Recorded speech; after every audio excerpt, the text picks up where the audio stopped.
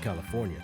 This is where Tupac got involved with drug dealing, and supposedly he hung out with the neighbor who got him into it, so he began hustling on the streets. I know how that is. It's tough. It's tough out there for a pimp, I know, Aaron. It is. I'm not going to say that, him moving across country was like nothing good came from it, because there was. It's the place where he started to get an interest into rap music, and that's where it flourished. He started a rap group called Strictly Dope, which could have been just a hustling gang name too, but yeah. So the Strictly Dope group that he had, those recordings were actually released in 2001 by the name of the Lost Tapes. So that was from that little group he started. Then his music career began as a backup dancer for the rap group Digital Underground in 1990. In 91, he released his first solo album and called it Tupacalypse Now. This was the album that made Tupac the most controversial rapper in hip-hop. Vice President Dan Quayle publicly reprimanded the lyrics of Tupac's music due to what he believed influenced the shooting of a Texas police officer. So his music pretty much, gotta go out and shoot police officers. Scapegoat, man. Yeah. That album went gold, with 2 of the singles helping it to reach that, which were Trapped and Brenda's Got a Baby. Damn, Brenda, you got a baby? Yeah, she does. But then, during 1993 to 94, Tupac was in and out of jail. Near the end of 94, Tupac had sex assault trials go on, which a week later he ended up getting shot from an attempted robbery at the New York music studio. So he went back to New York, ended up getting shot. But, he survived that one. Then 3 weeks later, he was convicted of sexually abusing a woman he had invited into his hotel room. He is acquitted of sodomy and weapon charges, but he was sentenced to 4.5 years. So in February of 1995 is when he was sentenced. Now this is where it starts to get interesting, because I know all that up there was probably boring. Good information, but boring. In October of 1995, Death Row CEO Knight posted a $1.4 million bond for Tupac's release. Suge Knight? With Tupac being released from prison, he ended up signing a deal with Death Row Records. He had to release, I think, 3 albums with them for that bond, pretty much. When he was released, he released his 4th solo album called All Eyes on Me. Good one, such a good. Damn, that's a good album, man. And that one featured many famous rappers. That album sold for over 6 million copies. Yeah, that's just in the United States. It sold a lot more in other countries too. After that album, Tupac focused on his acting career, which he starred in Bullet, Gridlocked, and Gang Related. But then, after the Mike Tyson versus Bruce Sheldon fight on September 7th, 1996, Knight and Tupac were pulled over by police for playing their music too loud. After about 10 minutes, they were then released, and they were heading to Knight's club that he owned called Club 662. They stopped at a stoplight further up ahead, and a white Cadillac pulled up beside them on the passenger side. The person in the back seat of that white Cadillac rolled down the window, pointed a gun, and fired multiple shots in the Knight's car with Knight and Tupac in it. As the bullets rained in, Tupac supposedly tried to jump to the back of the car to take cover, but Knight, supposedly trying to protect him, grabbed him and pulled him back into the front seat. Tupac was hit 4 times. 2 times in the chest, once in the hand, and once in the hip. One of the bullets that went into his chest went into Tupac's right lung. Knight was hit once by pretty much fragmentation from a bullet, and that hit him like either in the head or neck. Knight was able to drive about a mile away from the shooting to where they pulled over again because police pulled him over. Yeah, and that's when the police called the paramedics. They were rushed to the hospital where Tupac was treated and put on life support. Knight was released the next day on September 8th, but did not speak until the 11th. Tupac had to be put into an induced coma because he kept trying to get out of the hospital bed. Then on Friday the 13th of 96, while in the critical care unit, they ended up removing his right lung, which led to hemorrhaging that they couldn't stop. Then soon passed away from respiratory failure, which led to cardiac arrest. They tried to revive him, no luck, and his mother Afeni pretty much made the decision to cease medical treatment. Rest in peace. Rest in peace, Tupac. R.I.P. Pour one out for him. So, the one thing that really made me mad about it is, I find this as a strange fact, when they left the boxing match that night, they had 10 vehicles full of Tupac's entourage following behind them. So 10 vehicles full of his people just following behind him. But yet this white Cadillac was able to pull up beside them and fire at them.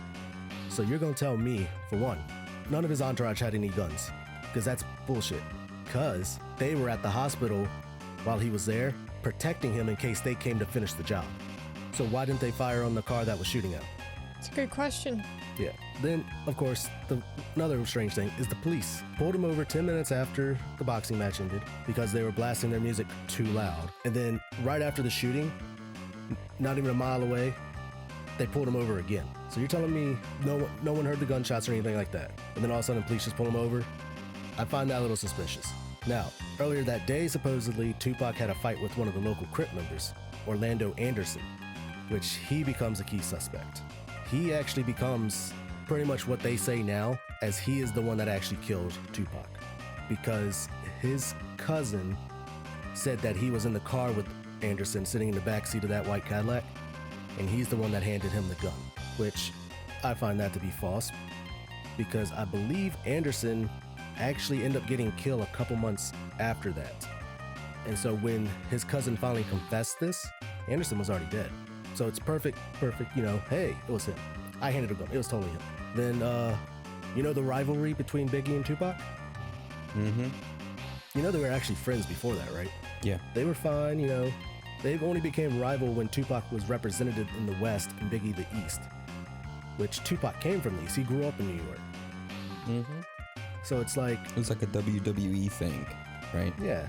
It's like Eminem and Machine Gun Kelly, Yeah, Machine Gun Kelly. Yeah. Or, Roddy Ricch and 21G or Polo G.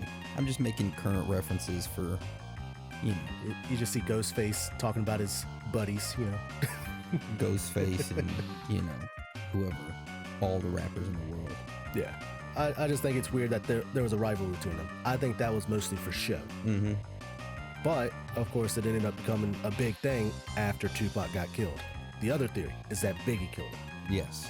They already searched records and stuff. Biggie was in New York recording at the time when Tupac was in Las Vegas.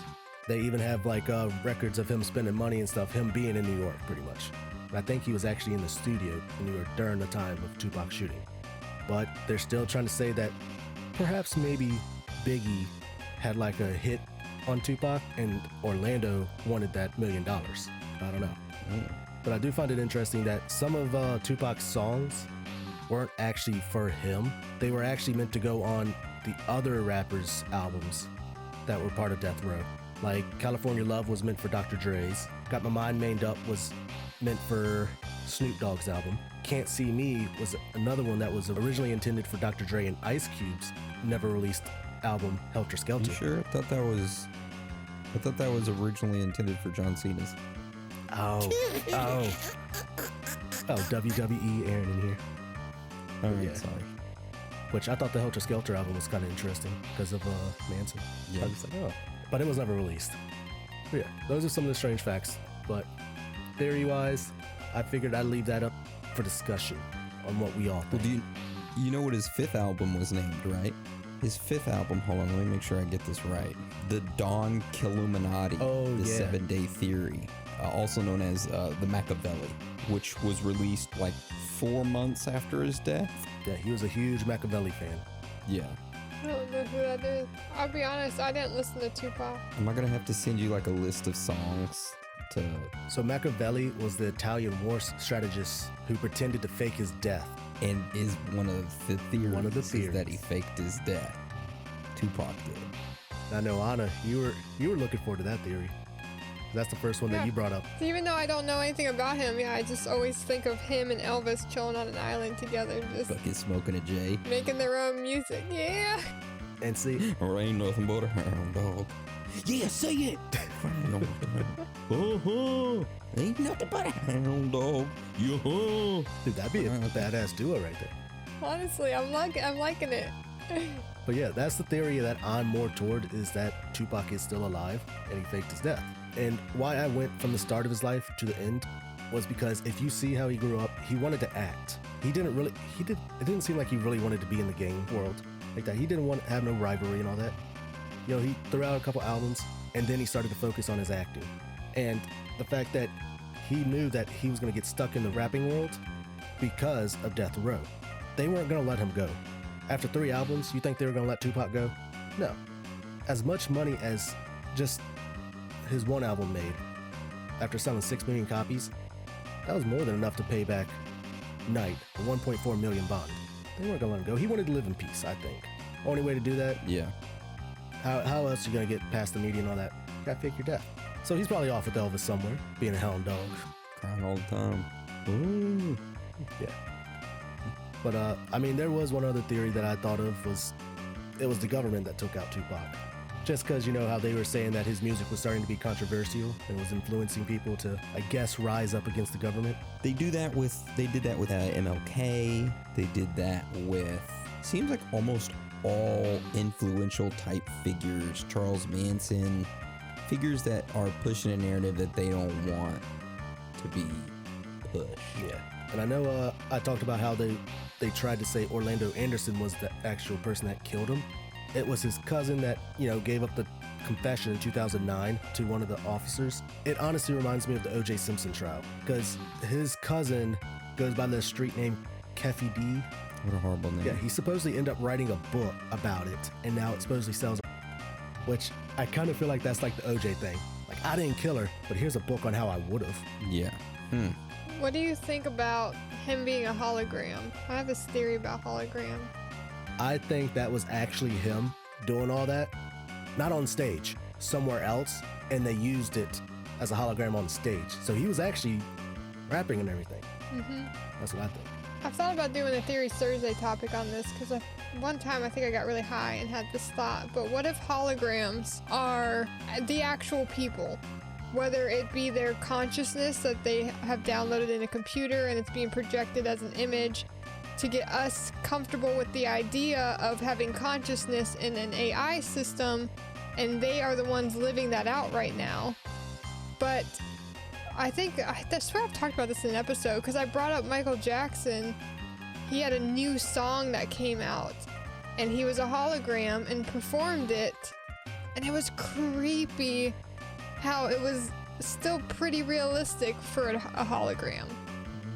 And so I was just curious, like, what if they are the actual people? Yeah. And they still want to perform because, like, Michael Jackson loves performing.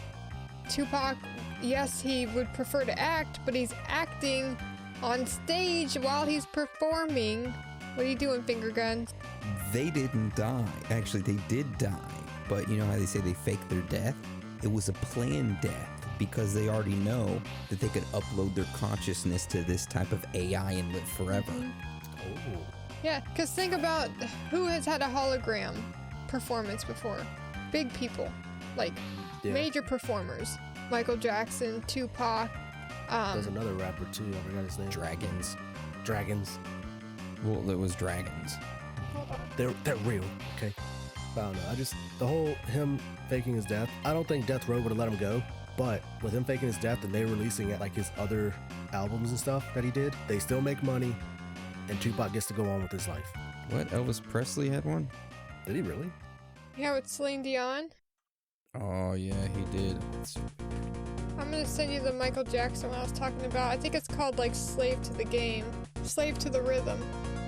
Which, of course, my mind, when I read that, it was just like, is he stuck in the AI? Did they take him and put him in there and he wants to rest his soul, but he can't because he's a fucking slave to Universal Records? Dance. I don't know. Dance. I don't know if he's part of Universal Record or not, but dance. Dance, puppet, dance.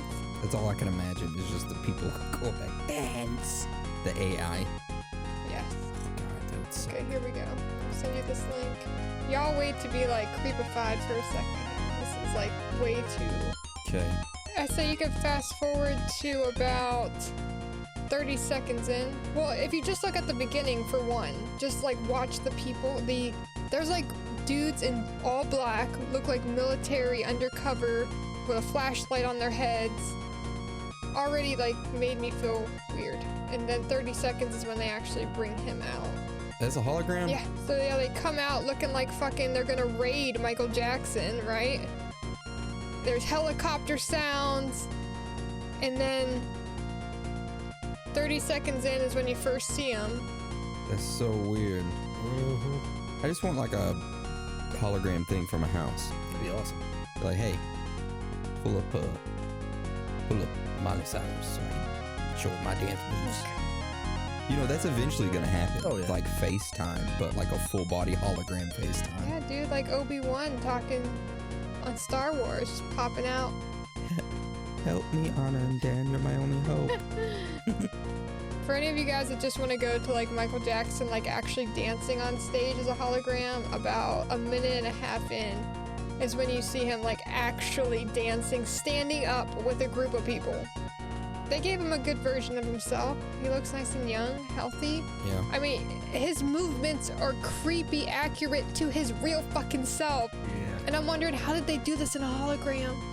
And this was an unreleased song, I'm pretty sure, as well. Wasn't that good? Yeah, so Compared to his other hits, it's like, he was okay. the backup dancers looking like something off of the fucking 13 Ghost movie or something. Right. My thing is, what's it look like to the people dancing on stage with him? Do they see him as like a full-figured person? Or like a two-dimensional flat screen or something like... Because, you know, they had to practice dancing with him where he was gonna walk, of course, if this is a fake MJ, okay? And have to, like, choreograph around an image and interact with it. But it doesn't make it hard because he's very realistic in his movements. It doesn't look it doesn't look like Tupac's. You could tell, like, this is an upgraded version of the software of the hologram AI system to live in. I hope Tupac got an upgrade. Tupac's hologram wasn't that good though. You could tell that it was like a hologram, but performance was pretty cool. It was at Coachella, Yeah, I think it was. Coachella! I'm looking at it now. Yeah, like just looking already, it looks like he's floating because he's like kind of shifting unnatural on a surface. Mm-hmm. But it still looks pretty fucking real. Yeah. I feel like I can just run my fingers through his abs. Oh. But you know, him and Jada Smith were really, really close. But sadly, they didn't have any relationship. They were just very good friends. Because Jada Smith used to be a drug dealer as well. God damn. Yeah, I didn't know they had a history together. They met in school and they were both dealing drugs. And yeah. It's pretty cool. That was a good topic, Dan. I honestly don't know much about Tupac, besides the little knowledge nuggets I threw in, my very limited knowledge. But it's nice to actually get to know who he was more in the story, so I could be up with the, you know, culture of many, many years ago. I'm only behind a little bit. I mean, I didn't know this much about Tupac until I actually searched him up and everything, and it just seems like he was wanting to go one path, and him going to California, it ended up taking him to another path, but it seemed like he wanted to try to get back on his original path, and sadly the only way for him to get out was to fake his death, probably. Yep. It's crazy, I think. Well, I think when you think about today's society and music, and I know we've talked about Tom McDonald on here, and cloned rappers. So the verse says, if they killed the rappers who were spitting truth, they wouldn't have a messenger to reach the youth. So they duplicate physically, implant abilities, replicate tattoos in cloning facilities. Indie contracts say worldwide. Label contracts say universal. For all of time, in all forms, they own all your music, your image, your name, and your person. I think that is weird. I mean, I don't sign music contracts, but if I signed something that said that I was universally bound, that's telling me that this is a forever thing, and I am a slave to whatever it is that you want me to do. Which is why I think a lot of, if you listen to a lot of music now, they'll say, be your own agent, like do your own thing, don't sign on with people, because you don't get to sing the music you want to sing. Just like us in this show. If we were to take money from corporations, it would completely change our message because we would have to dictate what we say based off of the people who give us money. And we won't give in to that because we need that freedom to talk about whatever, because anything could come up and we don't want something to tell us we can't talk about it. We already have limits just because we don't want to lose our podcast talking about like coronavirus. Like, everyone that talks about that shit gets shut down. It's like, why can't we talk about these things? Oh, because they're truths that are being spoken, and they don't want us to know about it. Yeah, pretty much. Well, thank you for that, Daniel. Yeah, that was really good. That topic for this week. I enjoyed it. Pretty much like a little biography. Biography. Biography. I like that. Biography. Nice. Aaron, I am excited for yours. Leave another week of me guessing what yours was before you told us. I'm like psychic to you, dude. I hate you. But I love you.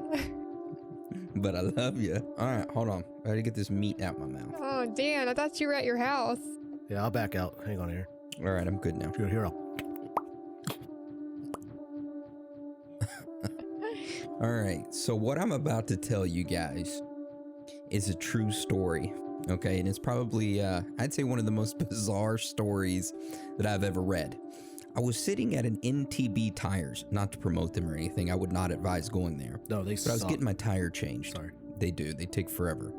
I was getting my tire changed, and I was looking up bizarre and mysterious true stories, and I came across this one, and I said, whoa, I'm going with this one. So, this entire story revolves around Sabina Eriksson and her identical twin sister, Ursula Eriksson. Okay. Now, both of them were born in Sweden on November 3rd, 1967, and of course, they both grew up there.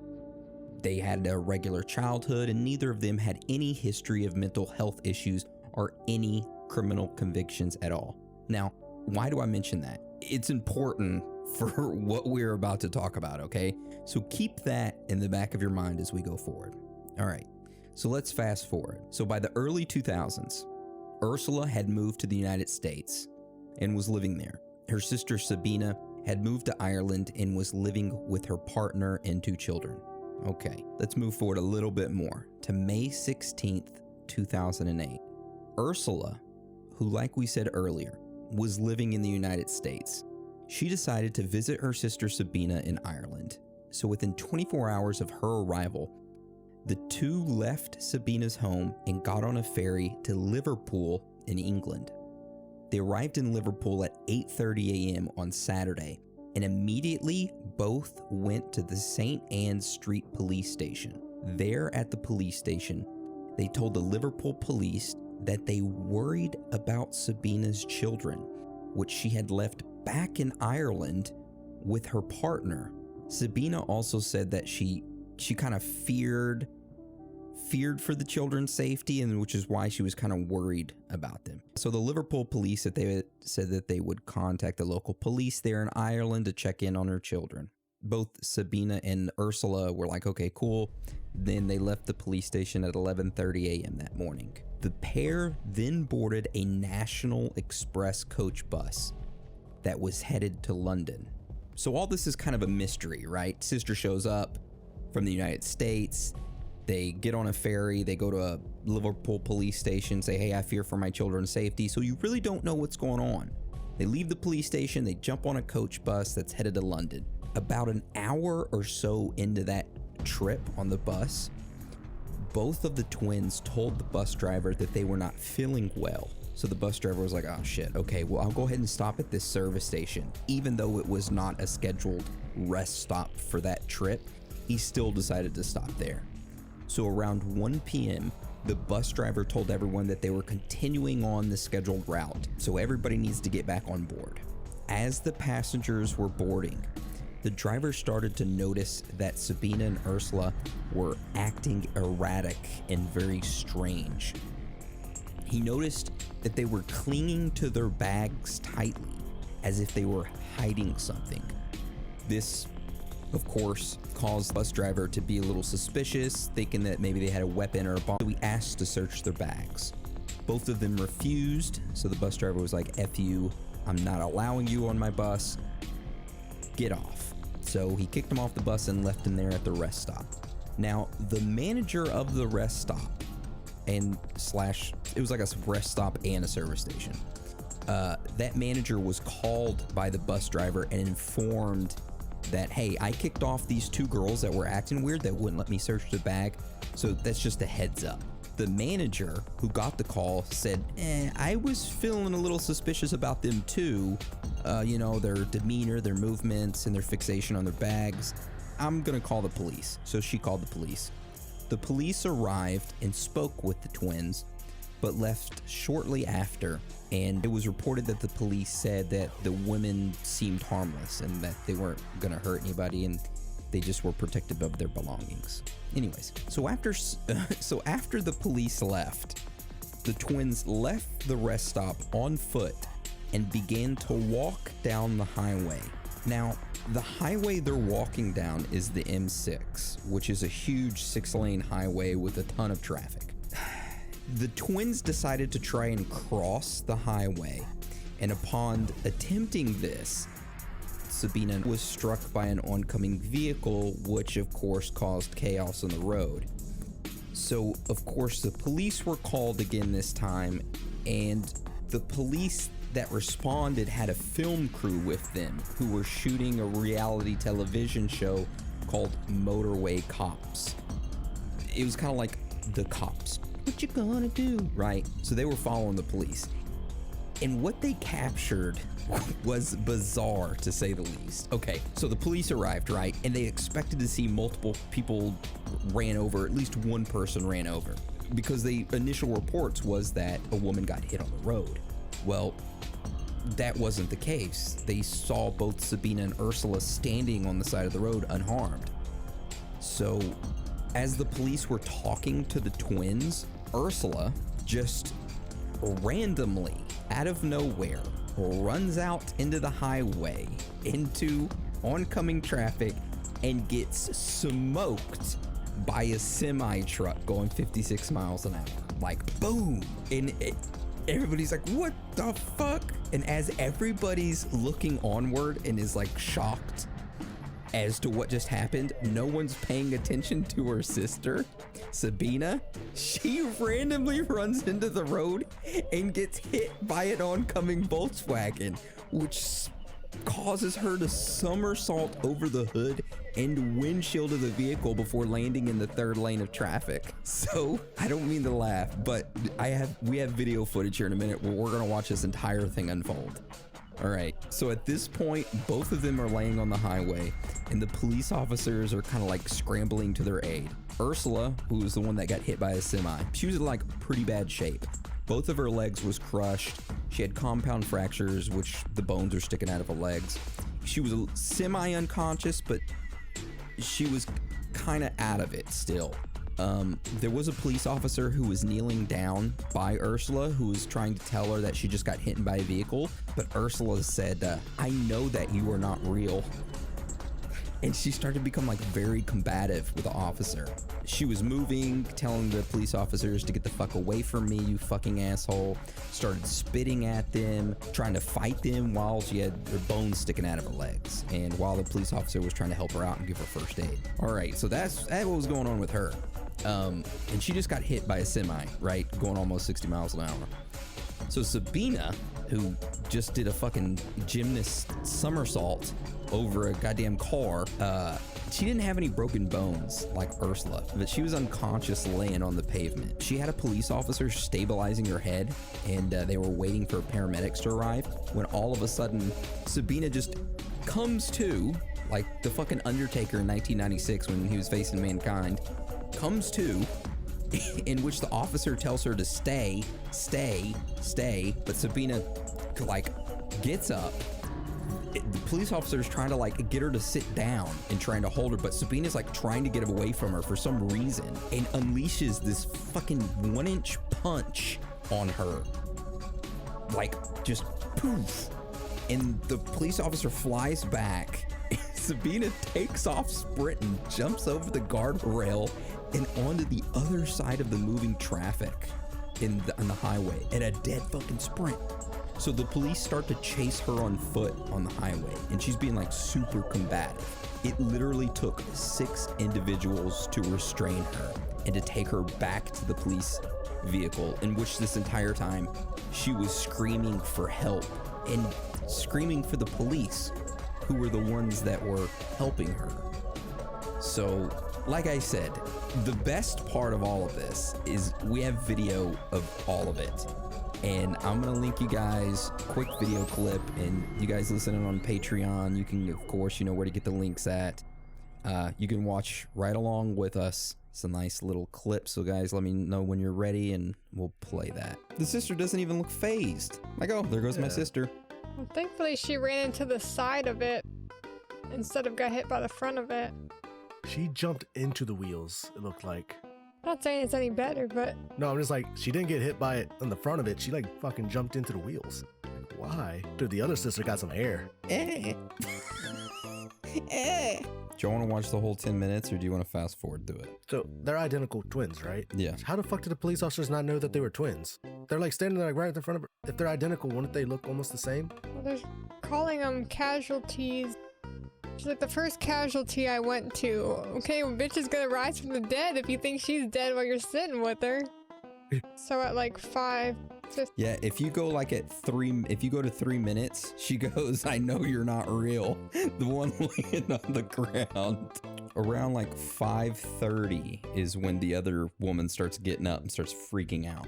That's where the punch comes in? No, the punch is around like 5:50-ish. Falcon punch! Fucking hell! I think she was trying to see what her sister... She's like, if my sister's dead, I need to make sure I'm dead too. Yeah, so anyways, that's the video of what happened to the twins. She's crazy. It took a lot of them to restrain her. Oh, yeah, you're right. It took a lot of people. That... Alright, so that's the video of them running out in the traffic. Now, that isn't the end of the story though, because it gets stranger. So, of course, the twins get taken to the hospital. Ursula, who's the one who got hit by the semi, who had broken legs, she's admitted and is in pretty bad shape. However, Sabina wasn't injured at all. At the hospital, she seemed to become calm and relaxed, and after 5 hours in the hospital, she was released to police custody. Now, while in police custody, Sabina was still relaxed and calm. She did plead guilty to charges of trespassing on a motorway and hitting a police officer. Court, however, sentenced her to only 1 day in custody. So after her single day in custody, on May 17th, 2008, Sabina was released by the authorities. Shortly after being released, she began to walk down the street where she encountered 2 men walking a dog. Glenn Hollinshead, who is a 54-year-old paramedic, and his friend Peter, who was visiting Glenn at the time. Sabina asked them, hey, where would be a good place for me to find a bed and breakfast? After chatting a bit, Glenn invited Sabina over to his house for the evening to hang out with him and have a few drinks with him and Peter. She said, oh, yeah, sure. So at Glenn's house, Sabina started to become more and more bizarre as time went on. For an example, she was often looking out the window, kind of in like a paranoid state.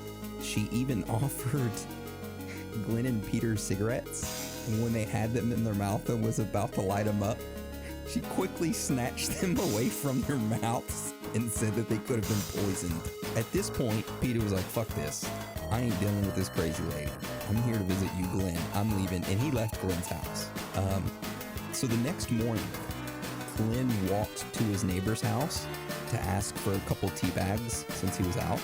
And he got some. And as Glenn walked back into his home with the tea bags, Sabina, in a fit of unexplained rage, had a knife and stabbed Glenn 5 times, in which, of course, he died. And it gets weirder. So after Sabina murdered Glenn, I don't know why I'm laughing, because what happens next? After she murdered Glenn, she grabbed a hammer from his house and fled the scene. As she was running away from the house, she was hitting herself in the head with the hammer while running down the street. So a passing motorist named Josh saw this and decided to stop and help Sabina. He tackled her to get the hammer out of her hands, in which she pulled out of her pocket a piece of roof tile and hit him over the head with it. And he was like, what the fuck? And let her go, and she fled the scene on foot. It's like a WWE thing, man. So, the police and paramedics were close by and saw this unfold and started chasing Sabina, right? Sabina came to a bridge and decided to jump off of it, which was a 40-foot bridge. And she landed onto the A50 motorway. She suffered numerous injuries, including breaking both ankles and fracturing her skull, and was taken to the hospital.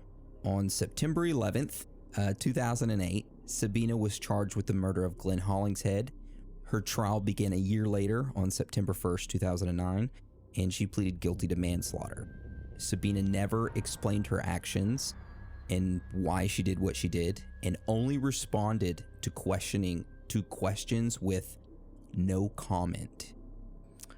Now she did have a defense team that argued that she suffered a shared psychosis with her twin sister Ursula, causing her to have intense delusions during her crimes. The judge determined that she had a low culpability for her crimes due to her diminished state and was sentenced to only 5 years in prison, but was released on parole in 2011, and her whereabouts are currently unknown.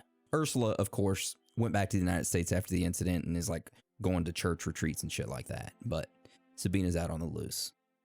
So, that's the Erickson twins. Oh my God. You did such a good job telling that story. Thank you. What if they were not human? MK Ultra. And they were like, I know you're not real. What I do to this body isn't real. And so they were testing. I mean, how many times can you throw yourself in front of a vehicle? She jumped off of a 40-foot bridge and didn't die. She was hitting herself in the head with a hammer. It's like, if you truly believe that you are like immortal or something, then maybe you really do become some sort of immortal. They were in this delusional state in our minds, but they were maybe coming to, maybe they were becoming awake. And they were like, this is all fake. This is a simulation. I know none of you are real. I'm going to show myself. I'm proving to my own self that by running in front of this car right now, this semi. And they were just testing the limits of the human body, the simulation body. I don't know. Maybe it was some MK Ultra type thing. They were experimented on by aliens. They were like, hey, watch this shit. We're going to make two twins go crazy. It's going to be great. It's going to be on pay-per-view for 4 Galaxy coins. Oh, you guys can tune in. Well, do you think it's strange that they were twins? Like, if they were created in an alien lab, let's say, and they cloned each other to have more consistent results on their experiment, because obviously I'm freeballing here, but they were like, all right, let's put the remote control in these girls. And Dan, you gave your player 1, and you're like, okay, I'm going. Aaron, you're slower. You're player 2. If you notice, the chick's just like looking around, waiting for her commands. Oh, we're playing GTA 5 right now. And then you're like, go. Oh shit, I'm down. Frogger. It's Frogger, but with humans. But they failed. They weren't good at the game. They failed. Well, I don't know. Ursula looked like she actually made it all the way across, but then she got caught and pulled back over there. It's true. What are you researching, Aaron? You're doing the look of study. I was just reading this theory this guy had. I feel like they were possessed. Not at the same time, but Sabina was possessed first. And then as soon as afterwards she got hit, the demon jumped over into Ursula. Because they're twins, probably spiritual power or whatever is the same. And the reason why they were acting so weird was because this demon was following them. And with all those police officers there, they might have felt safe and they let down their guard. And that's when the demon took over, made Sabina run out first. And then it's like, all right, she's out. Let's switch to the next one. Take Ursula out there. Because I mean, just to be able to run around, fucking hammer on the head, just going along, just like, yeah, this is normal. Like, come on. And then overpower a man, smack him with a roof tile, and then still take off. Yeah, so I came across this paragraph that said Ursula is back in the United States and is a member of the Sacred Heart Church. According to the church's website, in April of 2011, Ursula received the RCIA, Rites of Scrutiny prayer over her as she opens herself to be illuminated and healed by Christ and delivered from emptiness, illusions, and death-prone effects of evil. Possessed. Dan, out here solving it. Because Well, it's like they just started acting really weird, holding on to their luggage and stuff. It's like something was following them. It sounded like to me. Could have been a person, but to be able to, oh man, I could never imagine just standing there and then like, you know what, I'm just gonna run out in traffic. And see, like, my sister doing it, I'm like, oh, you know what, I'm gonna run out in traffic too. It's almost crazy as it sounds, but that it sounds plausible, right? Because the twins, they both call each other and like, hey, something strange is happening with me. I fear for my kids, blah, blah, blah. Why don't you head over here and we can try to work this out? So the sister heads over from the United States, meets up with her, and she's like, we got to go to the police station and we got to flee and try to get this away from my kids. So they jump in a ferry, tell the police station, hey, I'm afraid for my kids, to try to protect them. They start making their way to wherever, but on their way, these spirits or possession of whatever it is takes over during certain times and tries to stop them from where they're going.